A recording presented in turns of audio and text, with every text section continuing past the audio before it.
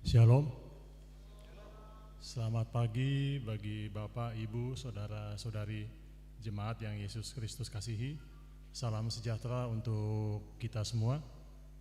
PHMJ dan Majelis Jemaat mengucapkan selamat datang kepada Bapak, Ibu, saudara-saudari Jemaat, secara khusus kepada Jemaat yang baru pertama kali mengikuti ibadah di Jemaat GKI Bethlehem Kuala Kencana. Apabila Bapak, Ibu, saudara-saudari menetap di Kuala Kencana dan ingin mendapatkan pelayanan khusus atau pendaftaran anggota jemaat, silahkan menghubungi Majelis Jemaat di rayon Bapak, Ibu tinggal. Kepada warga jemaat yang akan menjalani cuti di bulan berjalan, disampaikan selamat menjalani cuti, dan kepada warga jemaat yang telah kembali dari cuti disampaikan selamat datang dan selamat menjalankan tugas dan kerja. Mohon perhatian jemaat sejenak untuk warta jemaat di Minggu 29 Oktober 2023 ini. Yang pertama, keputusan Majelis Urusan Pendidikan adalah bahwa warga jemaat yang tergabung dalam prokantor adalah anggota paduan suara jemaat. Bagi jemaat yang rindu bergabung di paduan suara jemaat, dipersilahkan mengikuti latihan sesuai jadwal. Latihan paduan suara jemaat diadakan setiap hari Minggu setelah ibadah Minggu pagi jam 10.30 sampai 11.30 dan hari Rabu sore jam 17.30 sampai 18.30, tempat latihan di aula gereja. Berikut, dihimbau orang tua dapat mengarahkan anak-anaknya yang memiliki talenta bernyanyi untuk bergabung dalam pelatihan paduan suara anak yang diadakan setiap hari Minggu pagi jam 8 sampai selesai. Tempat latihan paduan suara anak akan menyesuaikan. Yang berikut akan dilakukan perjamuan kudus sedunia pada hari Minggu 29 Oktober 2023 waktu jam 17 atau jam 5 sore sampai selesai. Tempat di gedung gereja Bethlehem Kuala Kencana. Diharapkan bagi Bapak, Ibu, saudara-saudari jemaat yang sudah sidi dapat mengambil bagian dalam ibadah perjamuan kudus sedunia ini. Yang berikut disampaikan kepada Badan Pengurus PKB, PW, PAM, dan PAR atau Sekolah Minggu dapat menghadiri meeting evaluasi bersama majelis untuk persiapan sidang jemaat, dan diharapkan masing-masing unsur membawa laporan program kerja. Meeting akan dilakukan pada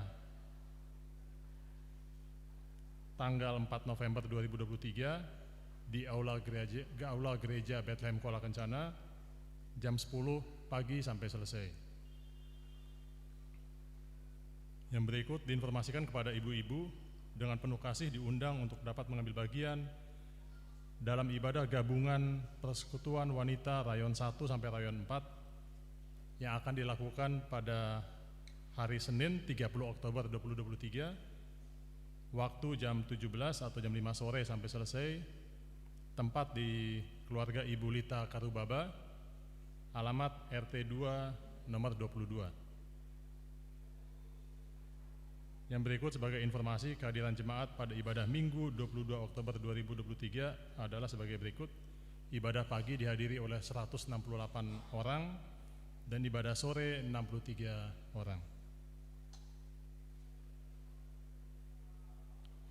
Juga disampaikan kepada Bapak, Ibu, jemaat, saudara-saudari sekalian bahwa penutupan tahun pelayanan adalah pada hari Minggu tanggal 19 November 2023. Yang berikut ada informasi surat masuk dari Majelis Jemaat Pengharapan Pondok Amor Timika bahwa dalam rangka upaya menunjang program Ekubang akan dilakukan pencarian dana untuk menunjang program tersebut berupa penjualan bazar makanan yang akan dilakukan pada hari Minggu 5 November 2023 jam 10 sampai selesai dengan menu yang bisa dilihat pada slide terlampir. Demikian surat dari Majelis Pengharapan Pondok Amor.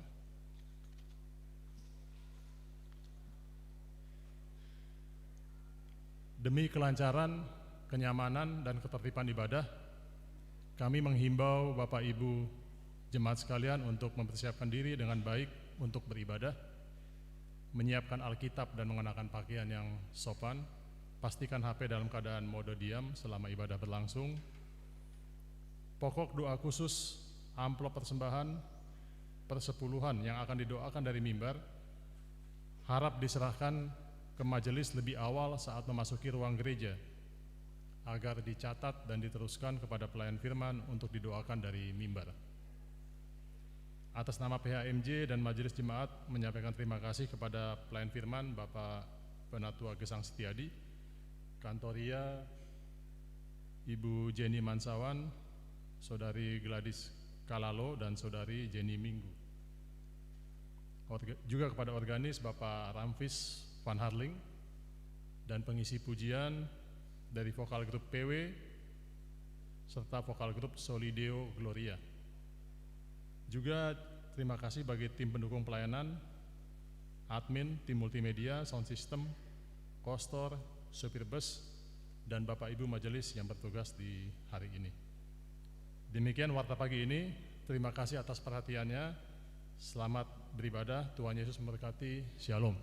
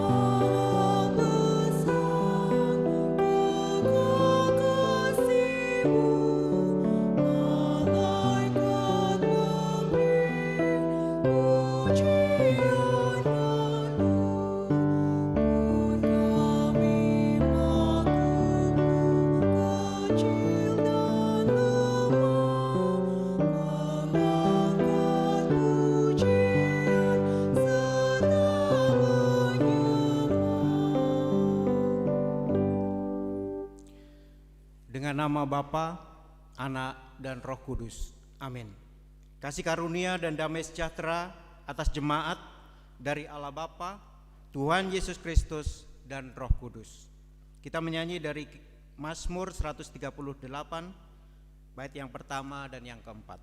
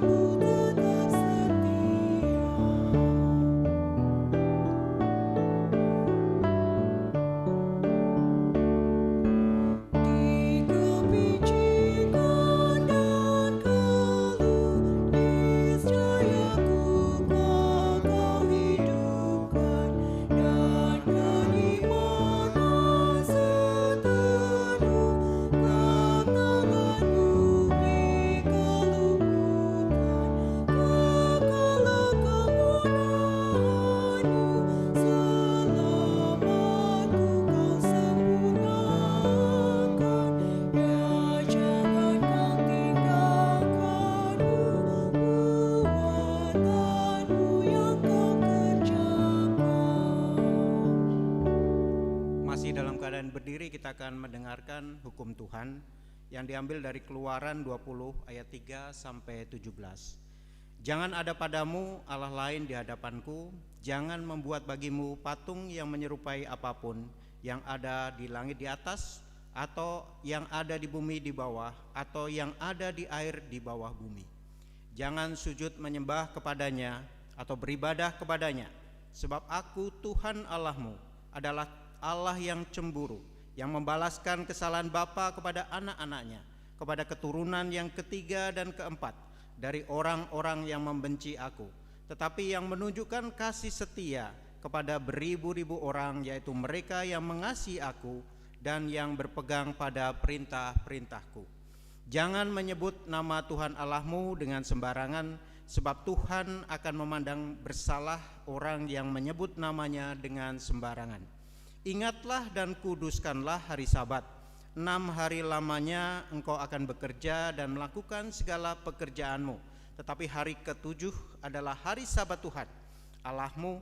Maka jangan melakukan sesuatu pekerjaan, engkau atau anakmu laki-laki, atau anakmu perempuan, atau hambamu laki-laki, atau hambamu perempuan, atau hewanmu, atau orang asing yang ada di kediamanmu.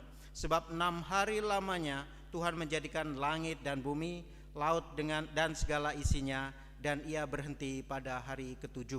Itulah sebabnya Tuhan memberkati hari Sabat dan menguduskannya. Hormatilah ayahmu dan ibumu, supaya lanjut umurmu di tanah yang diberikan Tuhan Allahmu kepadamu.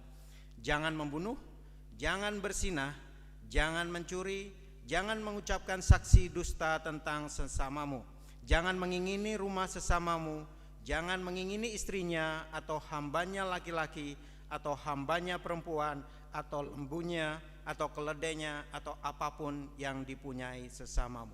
Jemaat dipersilakan duduk kembali.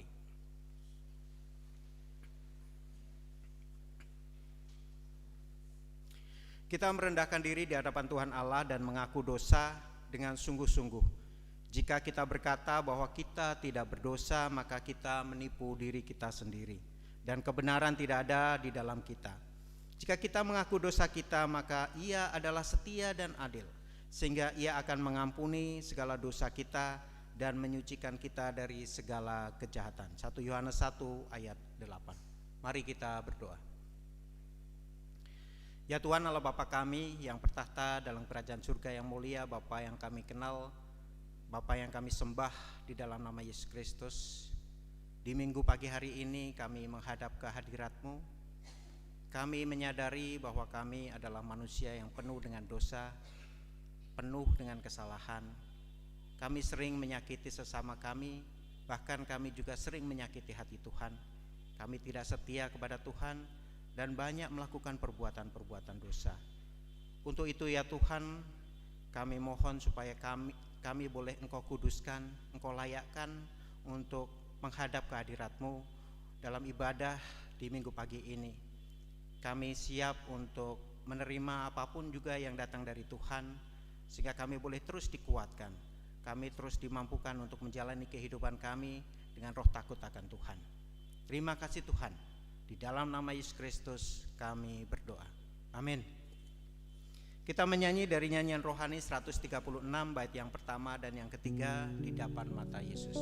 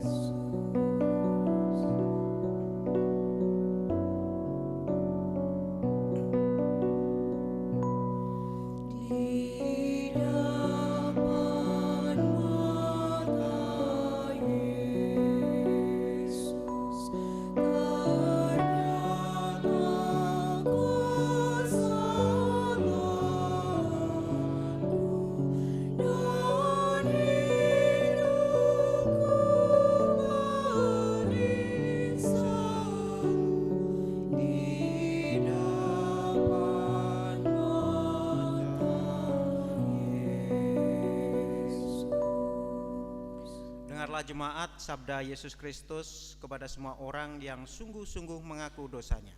Barang siapa datang kepadaku, ia tidak akan kubuang. Yohanes 6 ayat 37b.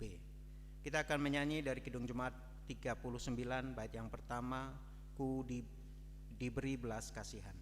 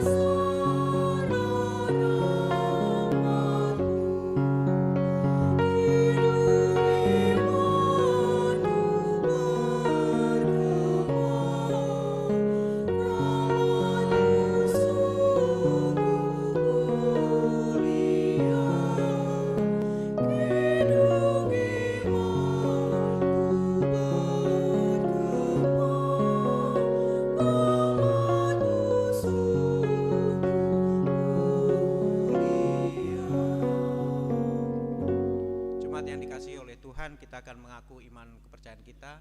Jemaat dimohon untuk bangkit berdiri.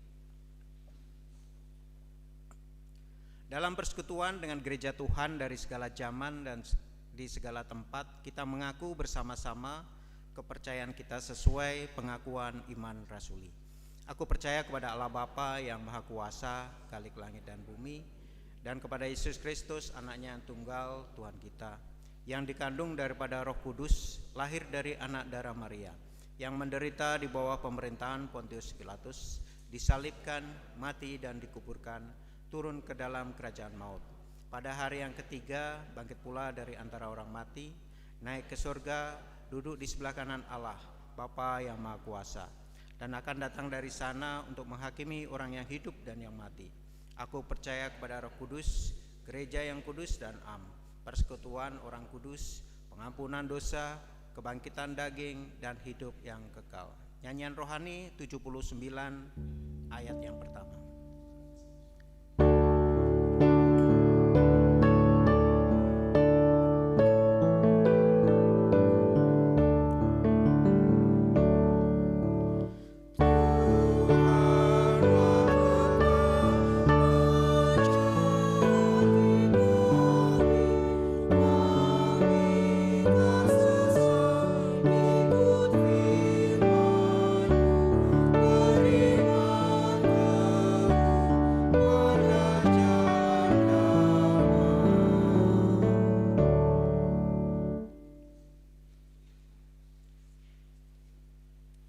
Diberikan kesempatan kepada vokal grup atau paduan suara dari PW.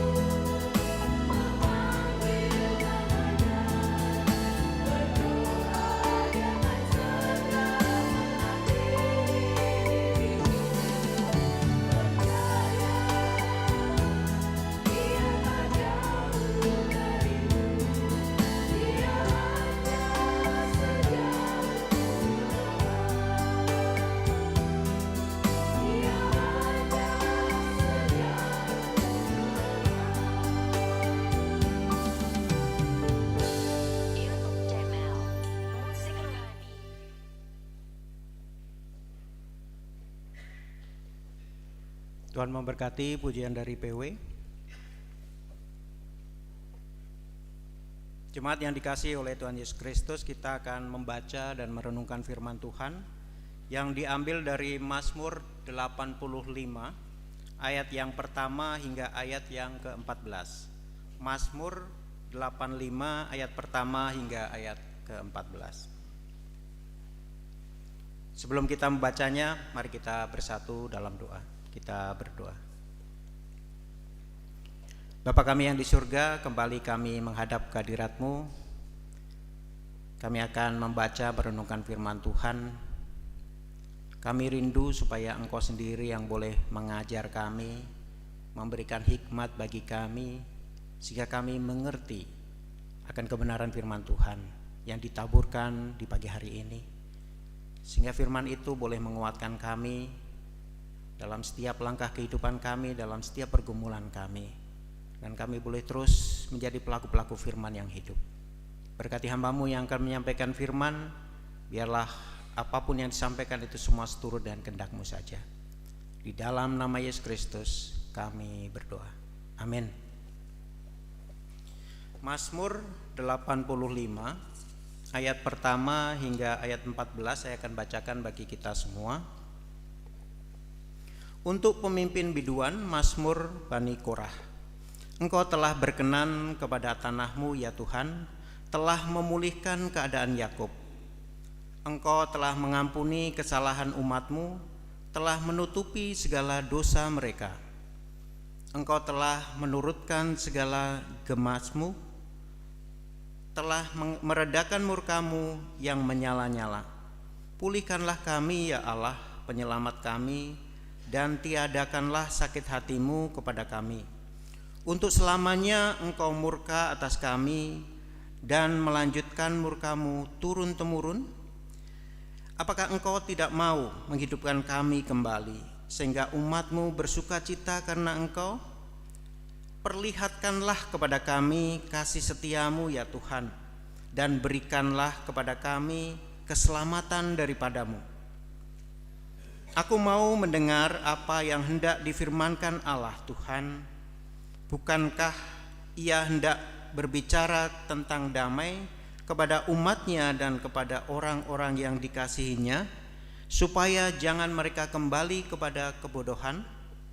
Sesungguhnya keselamatan daripadanya dekat pada orang-orang yang takut akan Dia, sehingga kemuliaan diam di negeri kita. Kasih dan kesetiaan akan bertemu, keadilan dan damai sejahtera akan bercium-ciuman. Kesetiaan akan tumbuh dari bumi, dan keadilan akan menjenguk dari langit. Bahkan Tuhan akan memberikan kebaikan, dan negeri kita akan memberi hasilnya. Keadilan akan berjalan di hadapannya, dan akan membuat jejak kakinya menjadi jalan. Sampai di sini pembacaan Alkitab. Berbahagialah semua orang yang mendengar firman Allah. Haleluya.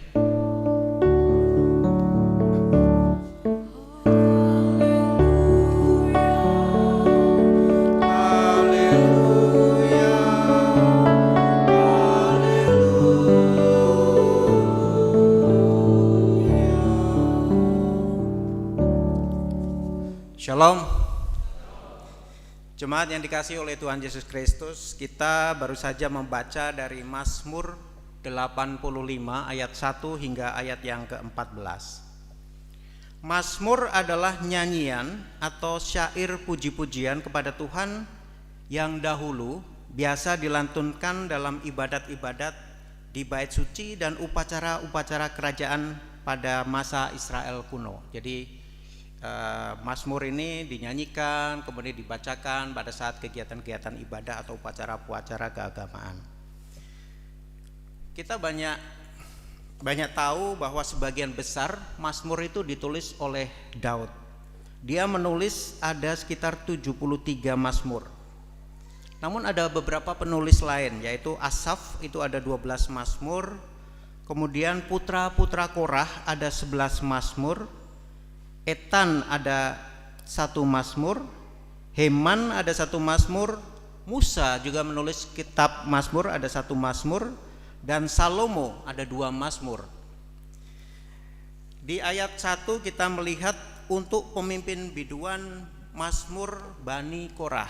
Siapakah Bani Korah? Bani Korah berarti anak-anak atau keturunan dari Korah. Bani Korah adalah keturunan dari cucu Kehat, Korah atau cucu Kehat. Korah itu pernah melakukan pemberontakan terhadap Musa dan Harun karena mereka dianggap tidak bisa membawa bangsa Israel ke tanah suci. Bani Korah adalah nenek moyang dari pemusik-pemusik kudus yang namanya terdapat dalam judul Mazmur 42 dan 11 Mazmur lainnya termasuk yang ada sekarang, disebutkan di 1 Tawarikh 6 ayat 22.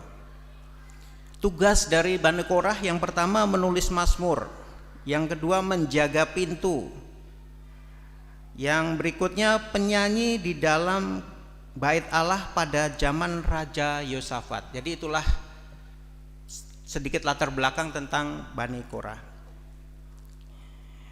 Nah, apa yang dikisahkan dalam Mazmur yang baru saja kita baca ini? Ini adalah doa bangsa Israel pada saat mereka ada di masa pembuangan di Babel.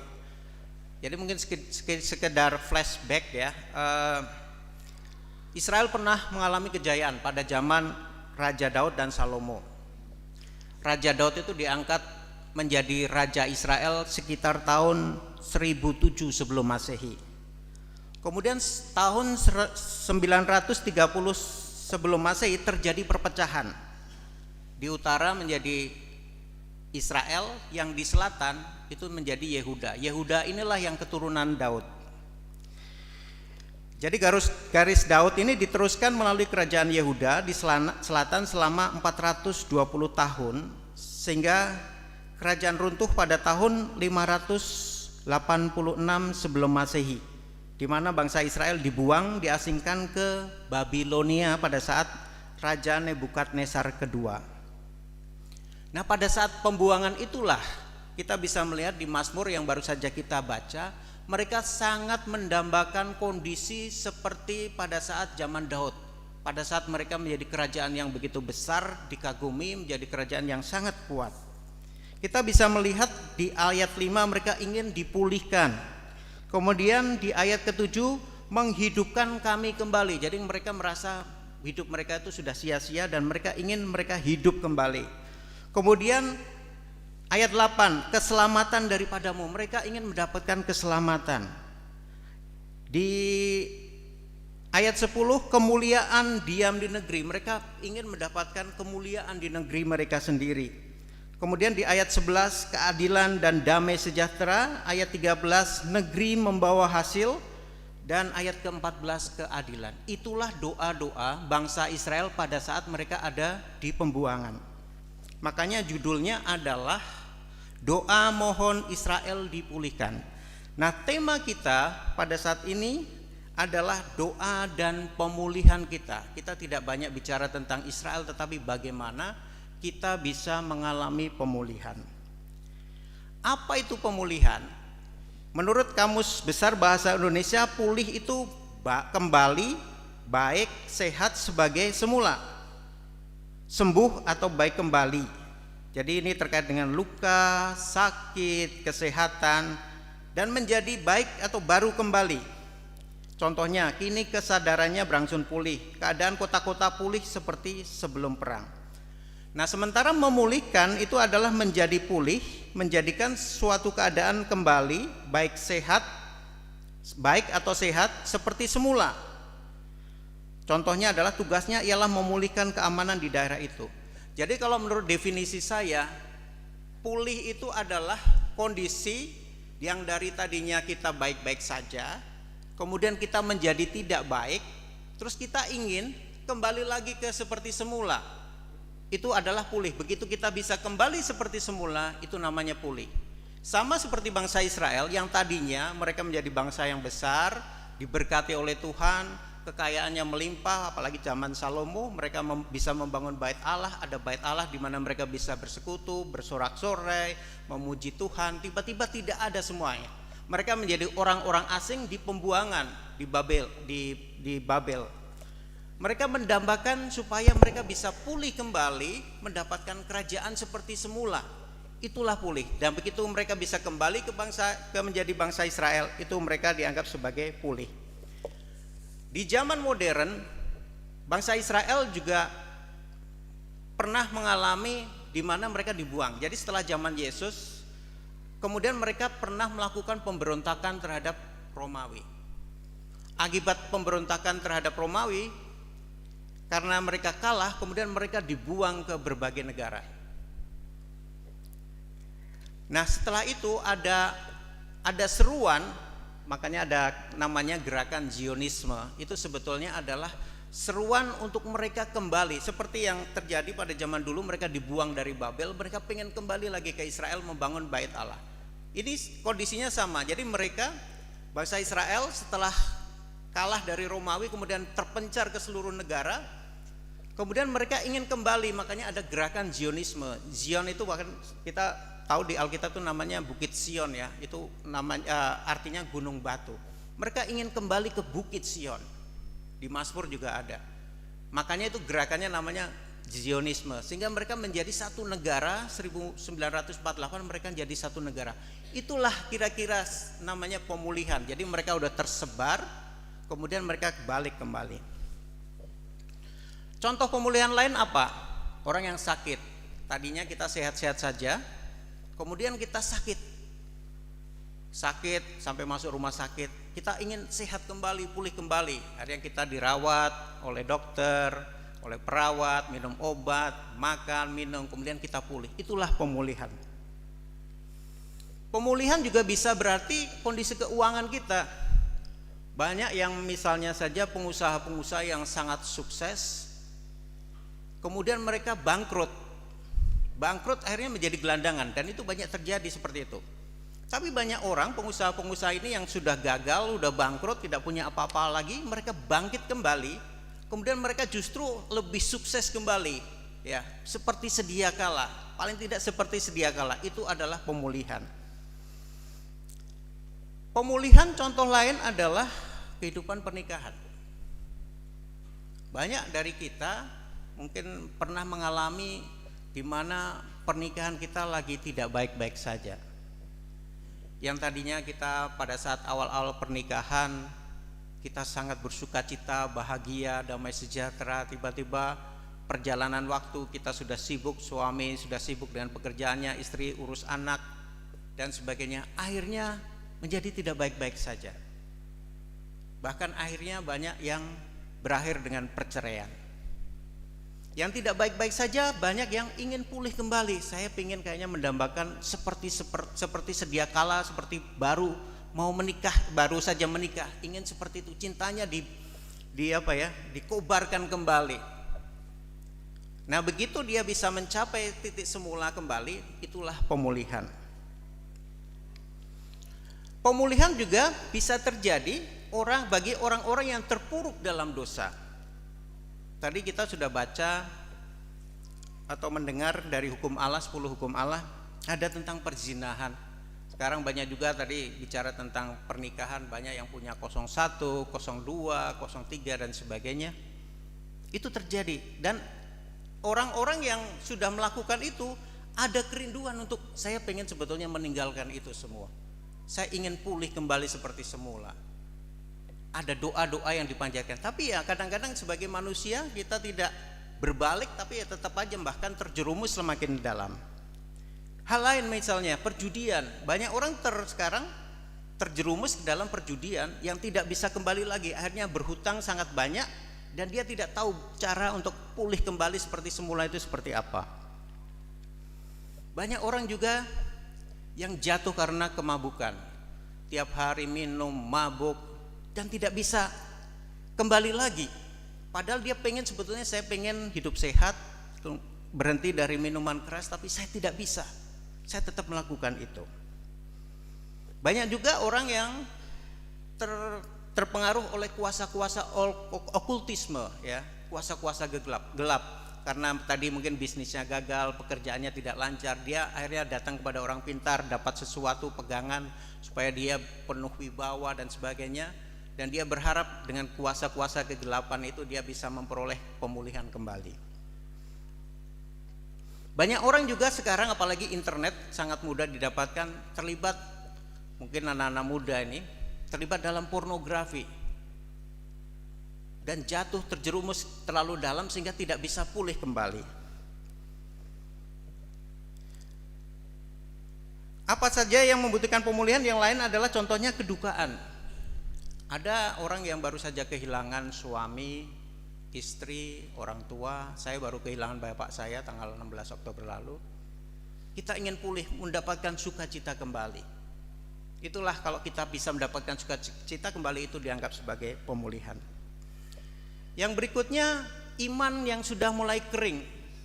Kita pernah ada saat-saat di mana kita itu sangat dekat sama Tuhan. Tiap hari baca firman, tiap hari berdoa, bahkan tiap pagi itu berdoa berlutut sampai menangis pada Tuhan, terutama pada saat kita susah. Begitu kita sudah berhasil, kehidupan kita semakin baik, lama-lama itu sudah tidak kita lakukan lagi. Berdoa aja sudah mulai jarang-jarang, apalagi dalam satu keluarga. Doa pribadi aja udah mulai kurang, ya. Bangun tidur yang dipegang bukan Alkitab, tetapi ya kita lihat WhatsApp, apa ada pesan baru dan sebagainya. Dan itu yang terjadi. Nah, pertanyaan bagi kita adalah bagaimana kalau kita sudah terjerumus, sudah terpuruk, sudah berada pada level yang bawah, kita bisa pulih kembali. Yang pertama adalah mengaku dosa. Dari 1 Yohanes 1 ayat 9 di sana dikatakan, jika kita mengaku dosa kita, maka Ia adalah setia dan adil, sehingga Ia akan mengampuni segala dosa kita dan menyucikan kita dari segala kejahatan. Jadi sebelum kita mendapatkan pemulihan, kunci pertama kita harus mengaku dosa kita. Di Yakobus 4 ayat 6 dikatakan begini, manusia sombong akan direndahkan dan orang yang angkuh akan ditundukkan. Itu dari Yesaya 2 ayat 11. Kemudian Yakobus 4 ayat 6 dikatakan, jadi Allah menentang orang yang congkak tetapi mengasihani orang yang rendah hati. Yang jadi penghalang untuk kita bisa minta atau mengaku dosa adalah kesombongan kita. Kita merasa bahwa kita mampu, kita kuat, kita tidak membutuhkan Tuhan, sehingga kita tidak perlu meminta pengampunan dari Tuhan. Padahal itu salah satu kunci supaya kita bisa dipulihkan adalah bahwa kita merasa bahwa kita ini orang yang lemah, banyak kesalahan, banyak dosa, dan kita mengakui bahwa Tuhan itu adalah penguasa segala-galanya. Dia bisa mengampuni dosa-dosa kita. Kita mengharapkan Tuhan jadi penolong bagi kita. Berikutnya kunci kedua adalah merendahkan diri, berdoa, dan mencari Tuhan. Di 2 Tawarikh 7 ayat 14 dikatakan, dan umatku yang atasnya namaku disebutkan merendahkan diri, berdoa, mencari wajahku, lalu berbalik dari jalan-jalannya yang jahat, maka aku akan mendengar dari surga dan mengampuni dosa mereka serta memulihkan negeri mereka. Sekali lagi, ini sangat penting, ya. Dan umatku yang atasnya namaku disebutkan merendahkan diri, berdoa, mencari wajahku, lalu berbalik dari jalan-jalannya yang jahat, maka aku akan mendengar dari surga dan mengampuni dosa mereka serta memulihkan negeri mereka. Jadi luar biasa kalau kita merendahkan diri, berdoa, mencari Tuhan, dan yang penting berbalik dari jalan-jalannya yang jahat. Kita kadang-kadang kalau melakukan dosa itu bukan hanya berbalik, tapi hanya cukup berhenti saja. Kadang-kadang berhenti, saya diingatkan ini hal yang salah yang saya lakukan. Tapi kemudian tidak berbalik kepada Tuhan, hanya berhenti saja. Besoknya lagi dilakukan lagi, akhirnya maju, akhirnya kita terjerumus ke dalam dosa yang tidak bisa dipulihkan kembali. Yang harus dilakukan adalah pada saat kita tahu bahwa kita melakukan dosa, melakukan kesalahan, kita harus berbalik. Balik arah itu 180 derajat, ya. bukan hanya berhenti. Dan Tuhan berjanji untuk memulihkan kita. Nah, berikutnya adalah yang kita juga renungkan menjadi tema kita, doa. Doa ini sangat penting supaya kita bisa pulih kembali. Di Yakobus 5 ayat 16 dikatakan, karena itu hendaklah kamu saling mengaku dosamu dan saling mendoakan supaya kamu sembuh. Doa orang yang benar bila yakin didoakan sangat besar kuasanya.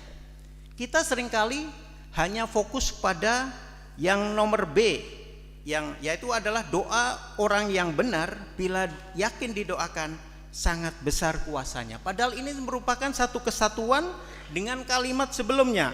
Di situ dikatakan, karena itu hendaklah kamu saling mengaku dosamu dan saling mendoakan. Jadi kalau kita ingin dipulihkan menjadi sembuh, kita itu harus mengaku dosa tadi, ya.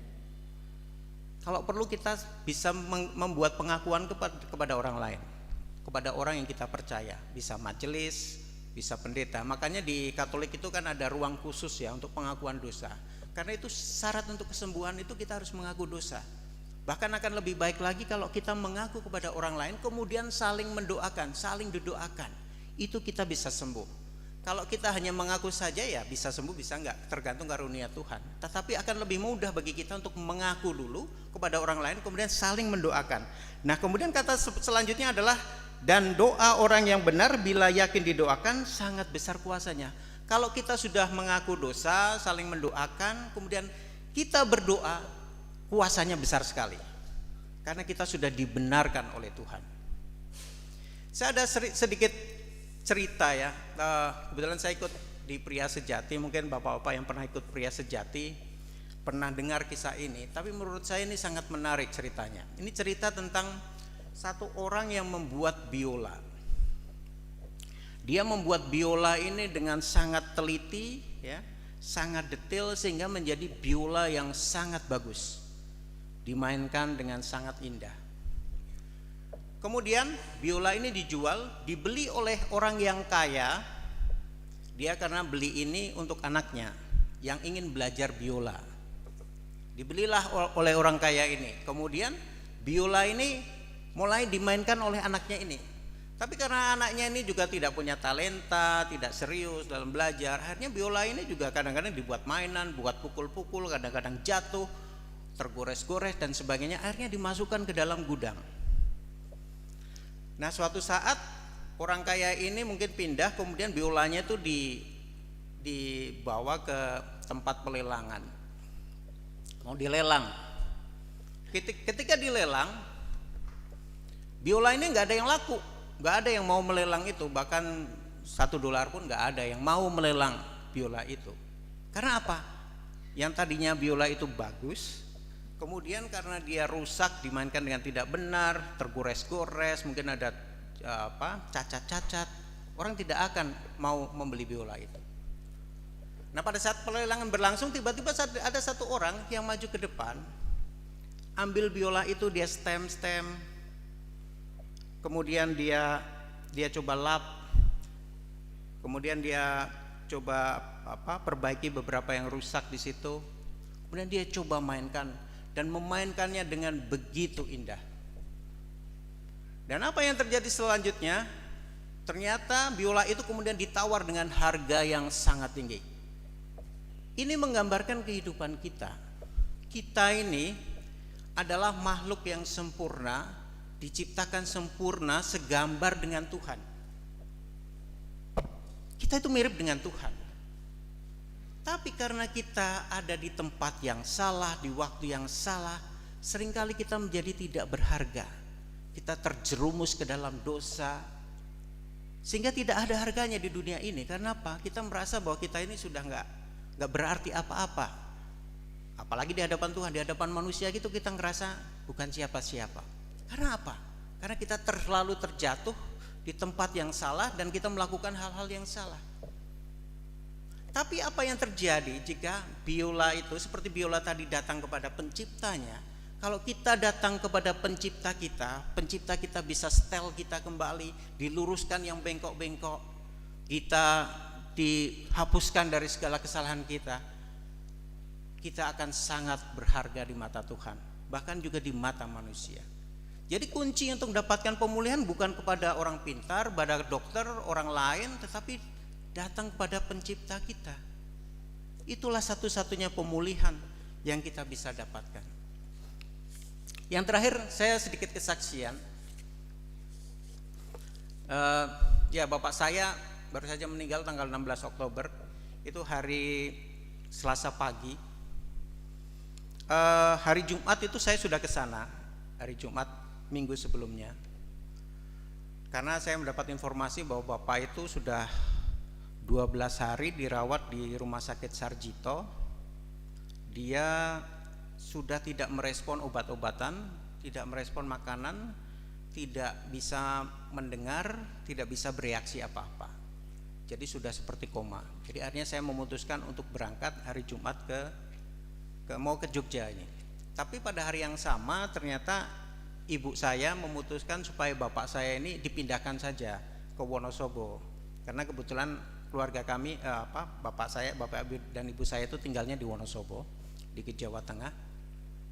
Dipindahkan karena ibu merasa dia udah 12 hari di Sarjito, sudah sering pingsan-pingsan, sudah pasrah gitu ya.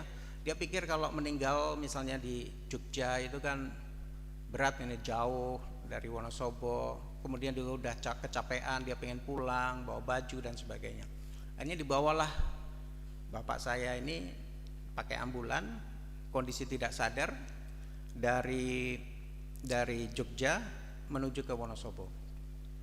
Saya naik Airfast, kemudian saya ganti pesawat Lion sampai ke Jogja, kemudian saya naik mobil ke Wonosobo. Saat sampai di rumah sakit, ada adik saya laki-laki dan perempuan. Saya 5 bersaudara, saya nomor 3, perempuan, laki-laki saya, kemudian ada laki-laki dan perempuan. Yang ada itu adik saya dua-dua perempuan, dan saya sangat kaget karena di situ ternyata sudah ada 3 orang, ada 1 ibu-ibu, ada 1 bapak-bapak yang pakai peci, kemudian ada 1 anak muda perempuan lagi mendoakan bapak saya tetapi pakai kuasa-kuasa gelap. Saya kaget gitu loh. Saya tanya ke adik saya, kenapa kok didoakan seperti itu? Ternyata supir kami yang membawa, dan ibu karena udah pasrah, udah nggak bisa ini, ya sudah biarin aja lah. Dibawa oleh supir kami, ternyata orang pintar. Kemudian karena kami tidak setuju dengan cara yang begitu, udah kami tinggal makan. Kami bertiga pergi makan. Waktu balik udah selesai, orangnya juga nggak ada. Terus ibu cerita, itu tadi orang pintar itu, dia bisa tahu ternyata bapak itu punya tiga ilmu begitu ya. Ada ilmu kebal, ada ilmu bisa lari cepat, bisa ilmu pengasihan. Terus ibu saya bilang, bapak dulu memang udah cerita begitu, waktu dia muda itu memang dia banyak belajar ilmu itu. Jadi harus jalan mundur, tidur di pisang-pisang, puasa berapa hari dan sebagainya, dan dapat. Tapi ibu juga cerita kalau sejak jadi Kristen itu sudah ditinggalin semua, sudah nggak ada. Tapi orang pintar itu tahu ternyata masih ada dan katanya sudah dikeluarkan. Nah, nggak lama kemudian ada kakak saya nomor 2 perempuan, itu suaminya juga, ini kakak saya satu-satunya yang muslim ya. Suaminya itu juga ternyata bisa melihat hal yang sama. Jadi dia datang, dia melihat memang ada 3 juga. Jadi saya pikir ini mungkin benar ya. Saya memang tahu bahwa bapak saya itu dulunya pernah belajar begitulah. Dia kan memang dia dari Pati ya. Dari kalau segi keturunan itu dari keturunan bapak atau kakek saya ini terahnya itu dari Sunan Muria. Tahu ya, Wali Songo itu Sunan Muria. Dari sisi nenek itu dari Dipopeke. Dipopeke ini adalah anaknya Diponegoro. Pada saat dia pergi ke Pati, dia menikah dengan perempuan lokal, kemudian punya anak namanya Dipopeke. Nah, bapak saya itu 9 bersaudara, ada yang jadi residen, kemudian ada kepala desa, ada juga yang mengamalkan itu ilmu-ilmu begitu ya. Jadi bapak saya memang dekat dengan seperti hal-hal yang seperti itu waktu muda gitu ya. Nah, ibu saya cerita kalau kakak ipar saya itu juga cerita ada 3 di situ. Dan dia bilang saya akan coba keluarkan juga gitu. Nah akhirnya kami berdiskusi lah, saya, adik saya, dan kebetulan kakak saya yang muslim itu cerita, saya itu dari dulu pengen ada kerinduan supaya bapak saya ini ada pelepasan. Karena apa? Bapak saya itu sudah menderita kanker sudah 2 tahun, itu sangat menderita. Jadi awalnya kanker prostat, kemudian sudah operasi beberapa kali, kemudian terakhir sudah bypass, bukan bypass sih, ada karena dari awalnya ke prostat, kemudian ke ginjal, sehingga kemudian ke saluran kencing sudah tertutup sama kanker, kemudian dibuat saluran langsung ke ginjal supaya air kencingnya bisa mengalir dengan lancar. Nah terakhir waktu di Sarjito itu sudah ke paru-paru, dan bapak saya selama 2 tahun itu sering sakit-sakitan ya, mengeluh sakit sekali karena perutnya sering sakit, buang air tidak bisa dan sebagainya ya. Jadi saya punya kerinduan sebetulnya, ini kayaknya bapak itu punya sesuatu yang harus dilepaskan gitu ya. Nah pada saat itu akhirnya kami diskusi, terus kebetulan adik saya ini kerja di Departemen Agama, dia sering melayani juga, dia kenal pendeta-pendeta yang biasa menangani okultisme. Kemudian coba kontak-kontak, ternyata ada di Wonosobo ada pendeta yang bisa mendoakan itu. Akhirnya malam itu, hari itu terjadi kan Jumat, kemudian hari Sabtu malam, puji Tuhan pendetanya datang, kemudian dia mulai komunikasi dengan kami. Terus saya bilang, ibu, bu tolong bicara sama bapak, meskipun dia nggak bisa respon nggak apa-apa lah, yang penting dia mau. Kemudian kita puji-pujian, kemudian habis itu Pak Pendeta itu berdoa.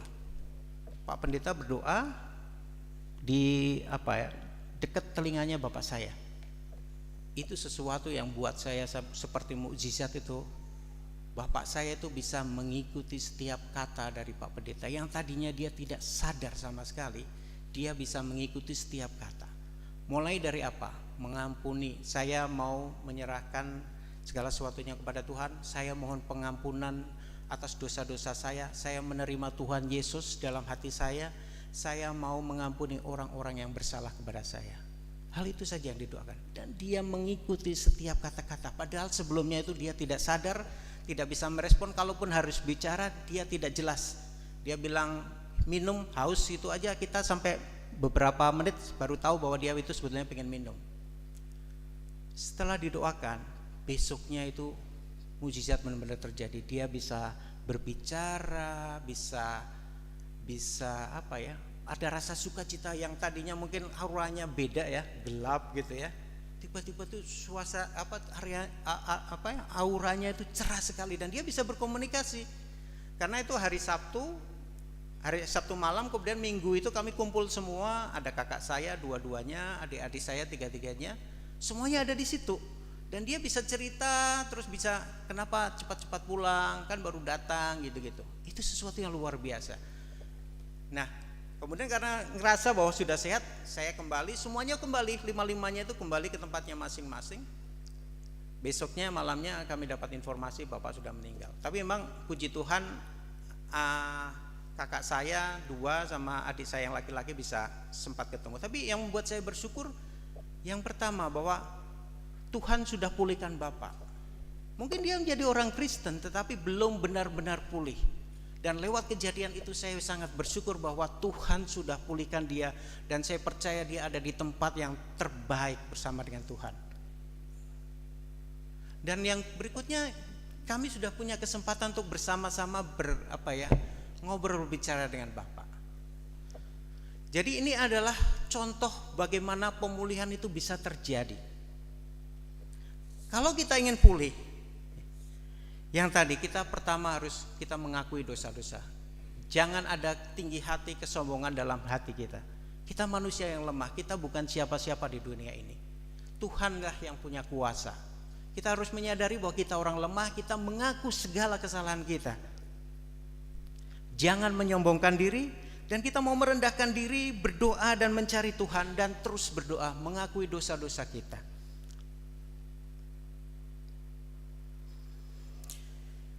Kita izinkan Tuhan untuk berperkara dalam kehidupan kita. Bapak Ibu, pertanyaan bagi kita, jika kita saat ini memang sedang mengalami pergumulan, keterpurukan, kita jatuh ke dalam dosa, Saatnya besok, bukan nanti-nanti, tapi saat ini. Belum tentu kita punya kesempatan lagi untuk mengaku dosa-dosa kita, meminta pengampunan kepada Tuhan, mengampuni orang-orang yang bersalah kepada kita. Siapa tahu apa yang terjadi pada kita besok, kita tidak ada yang tahu. Inilah saatnya kita mau datang kepada Tuhan, mengakui segala dosa supaya kita dipulihkan. Kita bisa menjadi hidup baru, mempunyai sukacita, mempunyai damai sejahtera dalam kehidupan kita. Tuhan Yesus memberkati kita semua. Amin.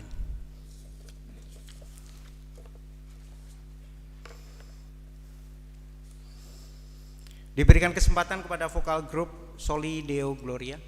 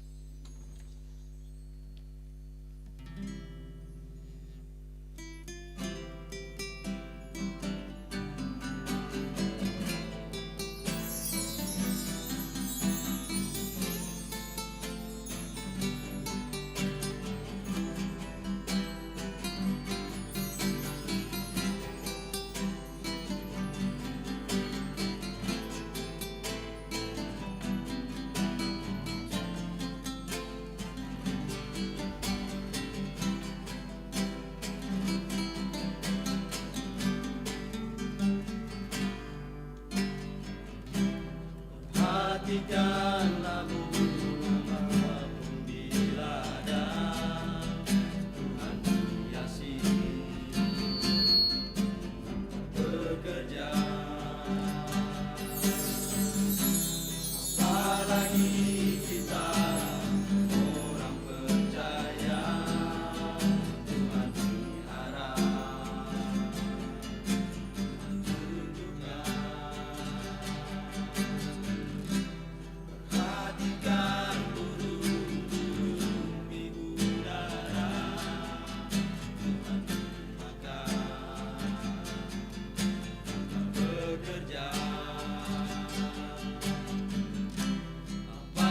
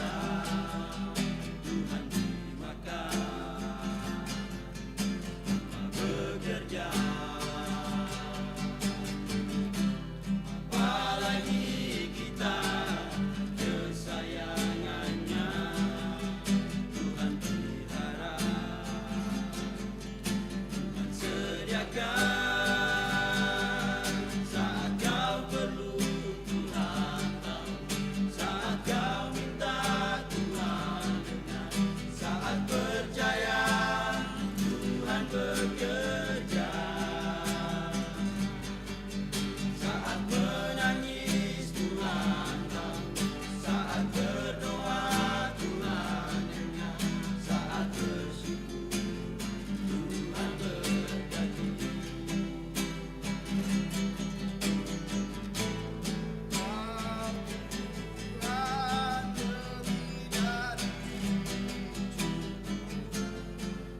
Kasih-Mu Tuhan,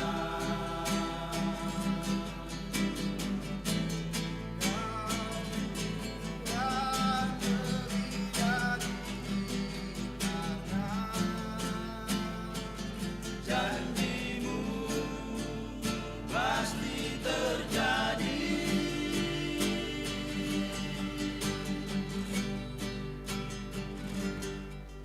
Saat kau perlu Tuhan tahu, saat kau minta Tuhan dengar, saat percaya Tuhan bekerja, saat menangis Tuhan tahu, saat berdoa Tuhan dengar, saat bersyukur Tuhan berkati.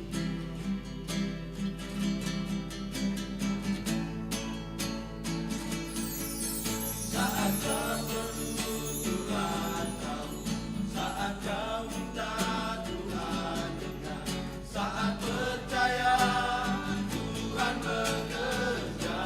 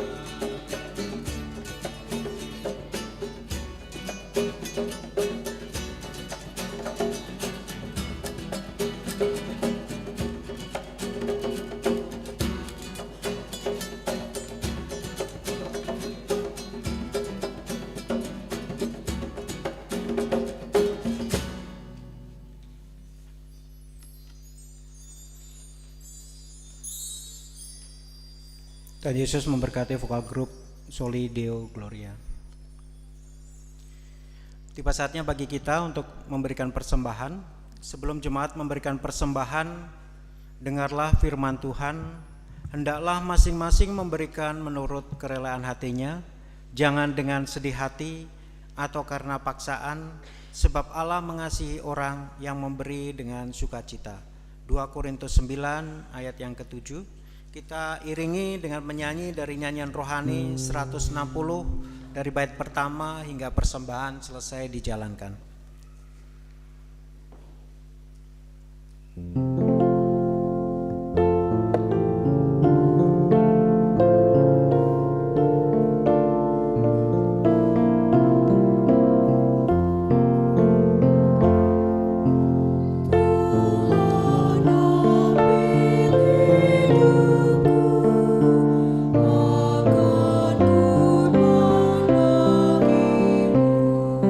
Jika tangan aku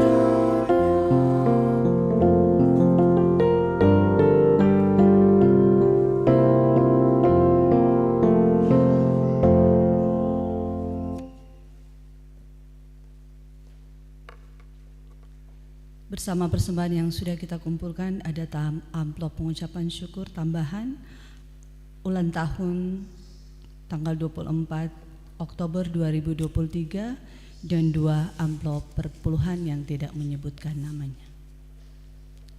Untuk doa persembahan akan dibawakan bersama dengan doa syafaat.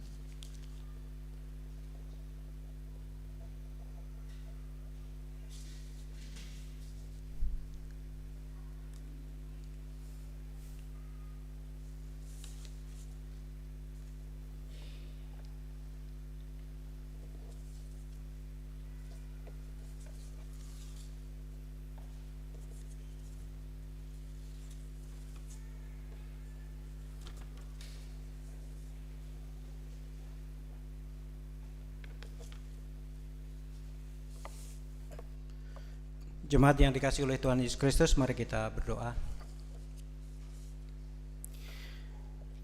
Bapa kami yang di surga, terima kasih Tuhan atas firman yang boleh kami renungkan di pagi hari ini. Kami menyadari bahwa kami adalah orang-orang yang penuh dengan dosa, penuh dengan kesalahan. Kami seringkali menyakiti hati Tuhan.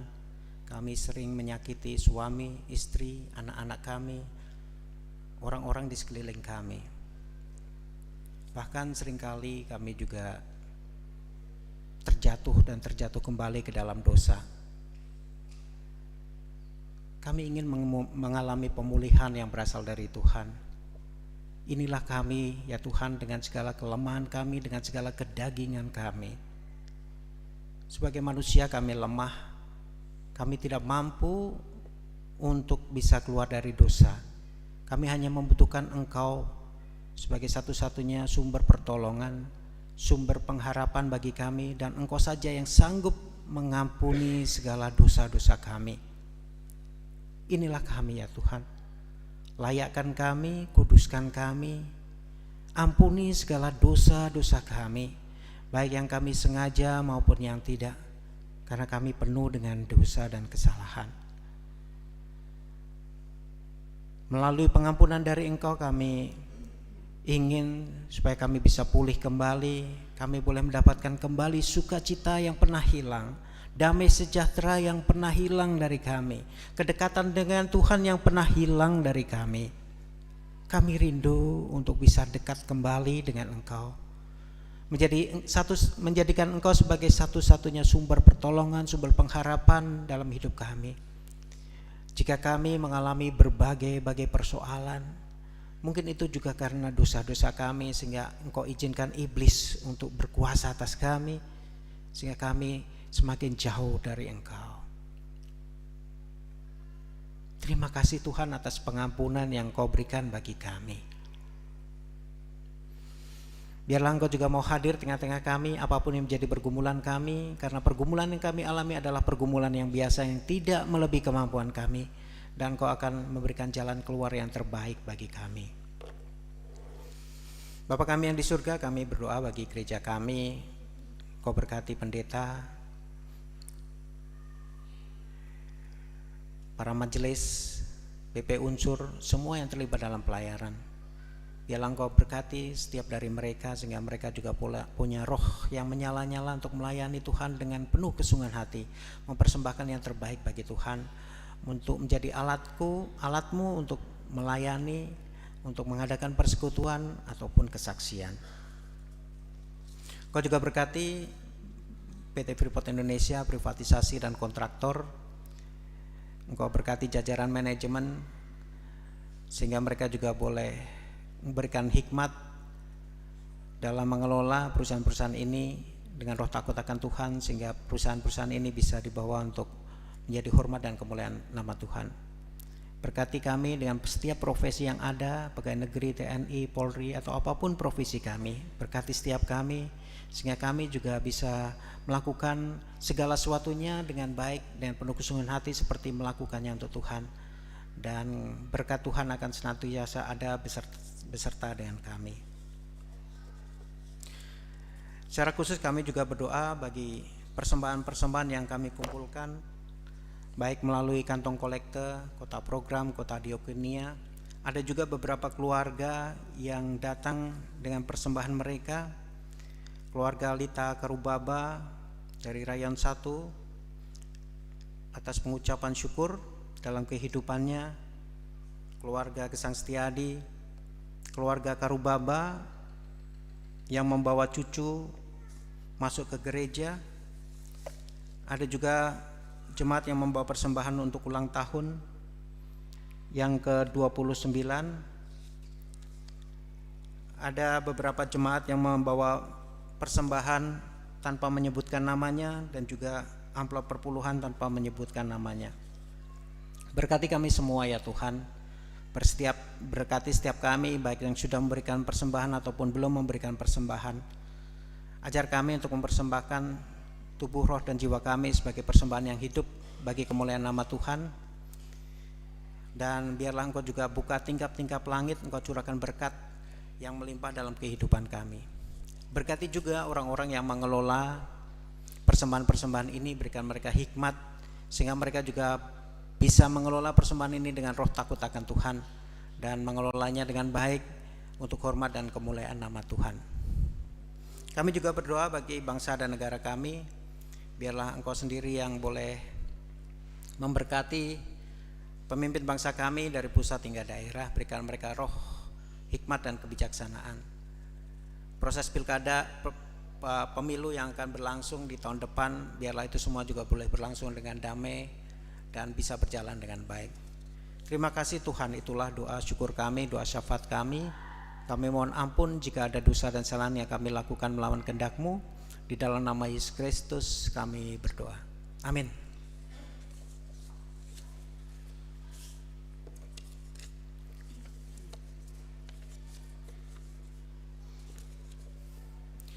Kita akan mengakhiri ibadah kita. Kita akan menyanyi dari nyanyian rohani 162. Bait yang pertama kita nyanyikan sambil duduk. Bait yang kedua kita nyanyikan sambil berdiri.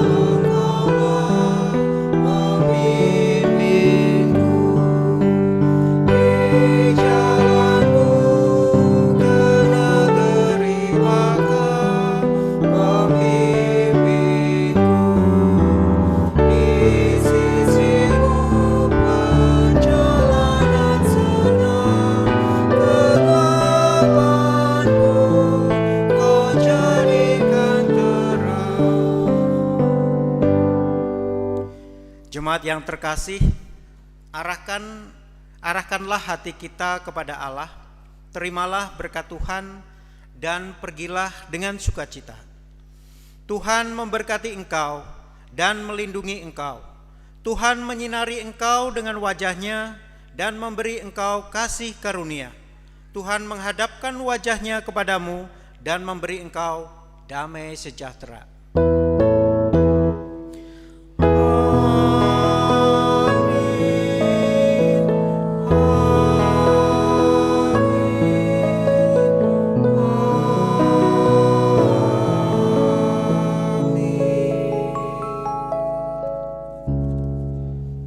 Selesai, Tuhan Yesus berkati.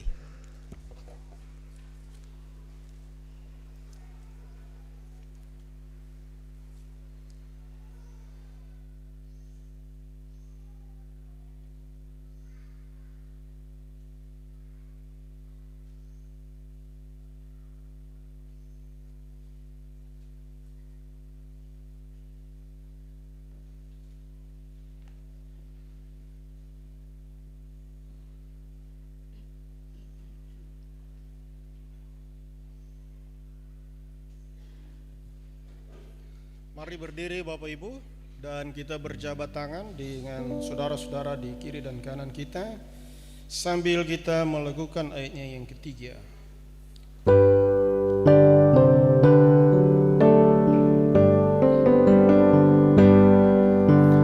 Ya Tuhanku, ku ikut beriman di jalan